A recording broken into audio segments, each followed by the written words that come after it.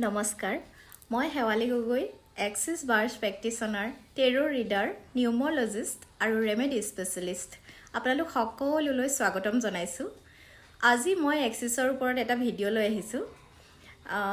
যিহেতু মই এক্সিছৰ লগত জড়িত এক্সিছ বাৰ্ছৰ ছেশ্যন দিবলৈ মই বিভিন্ন ঠাইলৈ যাওঁ বিভিন্ন ঠাইত মই ছেশ্যন দি আহিছোঁ খুব এটা কমন কুৱেশ্যন পাওঁ যে এক্সিছ বাৰ্ছনো কি হয় বা এক্সিছ বাৰ্ছৰ ছেশ্যন ল'লে কি হয় বহুতে হয়তো জানে এক্সিছ বাৰ্ছনো কি হয় এক্সিছ বাৰ্ছৰ ছেশ্যন ল'লে কি হয় আৰু যিসকলে নাজানে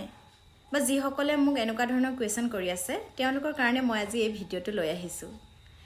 এক্সিছ বাৰ্ছ হৈছে খুব সহজভাৱে ক'বলৈ গ'লে এটা চিকিৎসা প্ৰণালী এটা স্পৰ্শ চিকিৎসা আমাৰ মূৰত 32টা পইণ্ট আছে সেই 32টা পইণ্টত আমি যেতিয়া চুই ষ্টেটমেণ্ট মাতোঁ তেতিয়া সেই পইণ্টবোৰ ৰান হৈ যায় তাকে বাৰ্ছ ৰান বুলি কয় আৰু এক্সিছ বাৰ্ছৰ ছেশ্যন ল'লে যিসকলৰ এনজাইটি ডিপ্ৰেশ্যন ৰাতি টোপনি নাহে তেওঁলোকে খুব ধুনীয়াকৈ তেওঁলোকৰ ৰাতি টোপনি আহিব তেওঁলোকে খুব ধুনীয়াকৈ শুব পাৰিব আৰু কিছুমানৰ এনেকুৱা থাকে যে মানি ব্লক হৈ থাকে টকা ফচি থাকে তেওঁলোকৰ পটককৈ দেখিব টকাটো পাই গৈছে তেনেকুৱা বহুত ধৰণৰ মেজিক আৰু মিৰাকলছ বহুত আছে আৰু মই আজি ভিডিঅ'টো থুলমূলকৈ বনাইছোঁ যিসকলে এক্সিছ বাৰ্ছৰ ছেশ্যন লোৱা নাই বা যিসকলে